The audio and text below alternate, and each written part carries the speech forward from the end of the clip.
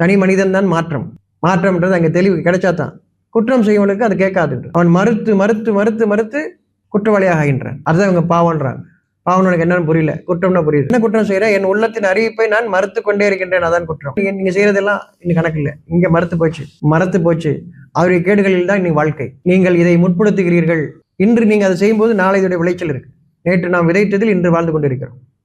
என்ன விதைச்சோம்? மறுத்தோம். என் மனதிற்கு அறிவிக்கப்பட்டதை நான் மறுத்தேன், அதான் குற்றமாக மாறும். நீங்க செய்யறதெல்லாம் கணக்கில், நீங்க செய்யறதை கொண்டு கணக்கு வாங்குறீங்க. நீங்க எல்லாருமே நாட்டின் சட்டங்கள், அனைத்து நாடுகளின் சட்டங்களும் அப்படித்தான். உருவத்தை கொண்டு நீங்க செய்யறது தான், மனசை கொண்டு நீங்க செய்யறதை பத்தி எந்த சட்டத்துக்கு தெரியாது. அது இறை சட்டம்.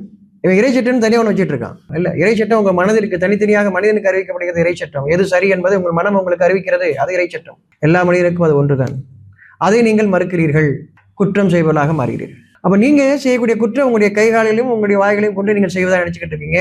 அதுக்கு பரிகாரம் உங்களுக்கு சொல்லி கொடுத்துறாங்க. 4 தேங்காயோட 2 தடவை உருண்டு எந்திரி, இல்லை இந்த ஊருக்கு போயிட்டு வந்துரு, இப்படி ஏதோ ஒன்று சொல்றாங்க. 10 பேர் சோறு போடு, இப்படி சொல்லிடுறாங்க. எல்லாம் தீர்ந்துச்சு நீங்களே நினைச்சுக்கிறீங்க. இல்லை, அது எந்த கூட்டங்களை உங்களுக்கு சொல்லிக் கொடுத்தாலும் சரி, உங்களுக்கு அது நடைபெறாது. உங்களுடைய குற்றம் தீர்க்கப்படவில்லை. சாட்சியம் என்ன? உங்கள் மனதை பாருங்கள், மனதில் அமைதி இல்லை.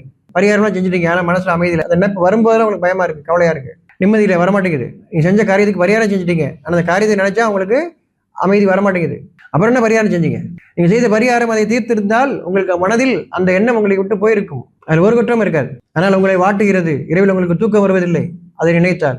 நீங்கள் கூறுகிறீர்கள், நான் தான் பரிகாரம் செய்து விட்டேனே. இல்லை, அந்த பரிகாரம் உங்களுக்கு உதவாது.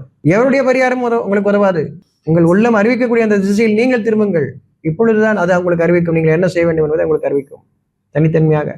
இப்பொழுது நீங்கள் அதை வருந்துகிறீர்கள், இது கூடாதே, இனி செய்யக்கூடாது என்று திருந்த முயற்சி எடுக்கிறீர்கள். நீங்க திருந்துறது தான் பரிகாரம் இல்லை. அது திருந்தும் போது படிப்படியாக அந்த நினைவுகள் அது அடங்கி கொண்டு வருவதை பாருங்கள். அந்த எண்ண அலைகள் அடங்கி கொண்டு வருவதை நீங்கள் பாருங்கள். உங்களிடம்தான் உங்களுடைய தவறுக்கு, உங்களுடைய குற்றத்திற்கு பரிகாரம் நீங்கள் திருந்துவதுதான். எந்த தண்டனையும் இல்லை, எந்த உங்களுடைய பரிகாரமும் இல்லை. ஆனா நீங்க பிளாங்கெட்டா ஒரு பரிகாரம் பண்ணிடுறீங்க. என்ன பண்ணான்னு தெரியல, இதை பேசாம பண்ணிடுவோம் அப்படி. எத்தனை பேர் கூட பண்ணிக்கிட்டே இருக்கலாம் அப்படி நினைக்கிறீங்க. என் பேர்ல நினைவுள்ள எல்லாம் சோறு போடுங்க, என்னுடைய பிரச்சனை எல்லாம் தீர்ந்துடும். ஒரு பிரச்சனை தீராது. நீ போகும்போது எந்த நிம்மதியோட போறீங்களா, எந்த வேதனையோட போறீங்களோ அது அப்படியே பதிவாகிடும். அவ்வளவுதான், இறுதியாக பதிவாகிவிடும். உங்கள் உயிர் உங்களை விட்டும் பிரியும் போது எது பதிவாகிறதோ அது நிரந்தரமான பதிவு. யாரு பாப்பா? யார் சர்டிபிகேட் தருவாதுக்கு? நான் ஜாம்போது என் மனசுல என்ன இருக்குன்னு யாருக்கு தெரியும்? எவரும் பார்க்க முடியாது. நீங்க எங்கேயா போய் ஏதோ பரிகாரம் பண்ணிட்டு வந்து சரியா போய் நினைக்கிறீங்களே. உங்கள் இறைவனை நீங்கள் என்னவென்று நினைத்துக் கொண்டீர்கள்?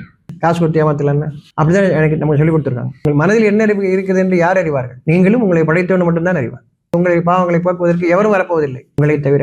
அதுவும் நீங்கள் வாழும் காலத்தில் மட்டும்தான். இறந்து விட்டால் அதுவும் சாத்தியமில்லை. மனதின் சாட்சியத்திற்கு நீங்கள் பயப்படுங்கள். யாருக்கும் இல்லை, எவரும் உதவ மாட்டார், அறிந்து கொள்ளுங்கள்.